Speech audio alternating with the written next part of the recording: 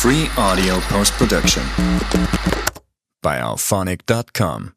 So guys, before you start sending in your disputes, just know that there are 3 different ways that you can dispute a bankruptcy from your credit report. Hi, my name is Jeremy. I'm with the J Consulting, where I teach people how to strategically and legally remove bankruptcies from their credit report. So there are 3 ways that you can go about removing bankruptcy from your credit report. You have factual disputing, you have consumer law, and you have Metro 2 compliance. And to be honest, I like all of them personally. I think that they're all just as effective. I personally, whenever I go into the process of disputing anything, and this was for myself or my clients that I have right now, I use all of them. So it just depends on the preference. But with factual disputing, which is the first one that I mentioned, that one you're just basically trying to figure out the accuracy of reporting, right? So like, say for instance, with the bankruptcy. So you go through bankruptcy, you get a discharge, they give you a discharge date. So you can go on any of your credit reports, whether it's Equifax, Experian, or TransUnion. You can go on either one of them to figure out, to look at the information that's being reported, and it'll show you the discharge date. And you could take that date and then pull up your bankruptcy documents where you filed and make sure the discharge date that you actually have is the same as what's showing on your credit report. And if not, that's an inaccuracy, and you could go about disputing it that way. And then you also have consumer law. And I think consumer law is very beneficial for anyone to know as a consumer. Of course, these are things that they don't teach, because why would they teach you or just give you knowledge of information that you could leverage against them? Because we all know that the name of the game is for them is to keep us inside of the matrix. So they're not trying to give us any type of leverage to do anything. Because for one, if you have a bankruptcy on your credit report, then whatever you get from a lender is going to have high interest on it. So they don't want you to know this information because they make money. They make more money off of you because you are the money, but they make more money off of you by you having a bankruptcy in your credit report versus not, right?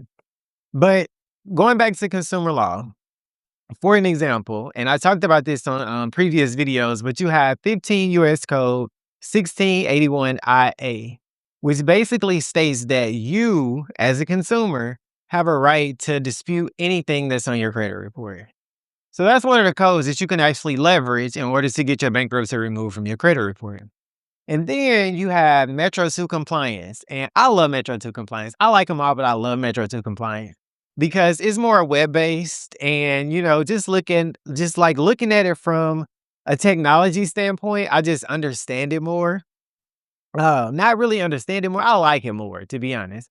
So with Metro 2 compliance, it's basically web-based, and it speaks directly to this system called eOscar. So eOscar is where all of your consumer information is housed, as far as all of your, anything that's on your credit report is housed in eOscar. And Metro 2 compliance is the system that speaks directly to eOscar. I just think it's, I'm a tech person, and so I just look at it from a technical standpoint, and so that's the one that I really like. But I like all of them. And my suggestion, honestly, would be to, whenever you start sending out disputes, leverage all of them. If you know how to, leverage all of them. Also, like I've stated before, ChatGPT will be very helpful, into creating letters or anything that you need in order to get a bankruptcy removed from your credit report. What I will say about technology, though, is learn it, but technology is only as smart as the user. So you have to get off into debt on exactly what you want it to do, but whatever you want it to do, whatever you ask, it'll do it. So, just leverage that as well. So guys, with me, I just couldn't go through life with having a bankruptcy in my credit report. And of course, it stays on there depending on which one you file. One stays on there for 7 years, one stays on there for 10 years. But to just voluntarily be giving money away and I don't have to, especially in this economy that we in right now. I'm a single parent because I have my dog. but I'm a single parent. So, I do well for myself, but I'm just like, dang, if I had a child or if I had a family, of course, if I had a two, like income household, then that would be a little different. But I was just talking to one of my friends the other day, and I had went out and got lunch. And it came up to probably like around 20 something, almost $30. And I was just like, dang, it's crazy just for, like little small lunch. And she was just like, I spend, and she stated the amount that she spent or that she normally spends when it comes to like her family. And I'm just like, that is crazy. And like for me, so like the cost of living goes up daily, every day. Cost of living goes up daily. But if you're not making any more money, then you're really just falling behind. And having a bankruptcy on your credit report is just gonna make you fall even more behind because like you can still get approved for things. That's not the issue at all. You can still get approved for things, but it does limit your approval. Like for instance, when it comes to a bankruptcy, and credit cards, you can still get many credit cards, honestly, but you're just gonna get the lower tier credit cards. So you're limiting yourself for the larger amounts.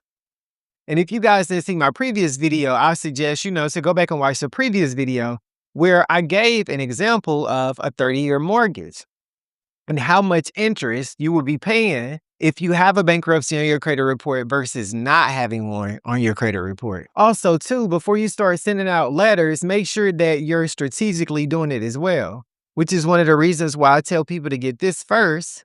This is from the court. And this is basically stating that they don't share your information. But the reason why I say, like getting this particular letter first is because I want to say it was Equifax or TransUnion, one of them. They stated that they were not going to, because I was disputing, my bankruptcy, trying to get it off of there. So they're allowed 3 stalls per year. So they had already got those stalls out the way. So I guess it was coming up onto a point to where they like, we need to, like get this guy away from us as far as get him to stop disputing because so the more information that they report on you as a consumer, the more they get paid. And it doesn't matter whether the information is good or bad. The more that they report, the more they get paid as a business. So the last thing that they want to do is remove anything from your credit report. So what they did was they had came up on like their 3rd stall. And so they sent me a letter basically stating that they're not going to reinvestigate my dispute letters that I had sent in unless they receive something from the court, which made me go into getting this letter also. And just another key for anyone who's seeing this for the first time, whenever you send out a letter to the courts asking them, did they give your information to the different credit bureaus? Make sure you send a prepaid envelope because they don't want to pay for postage. Y'all, when I tell y'all, that could have cut me 2 months.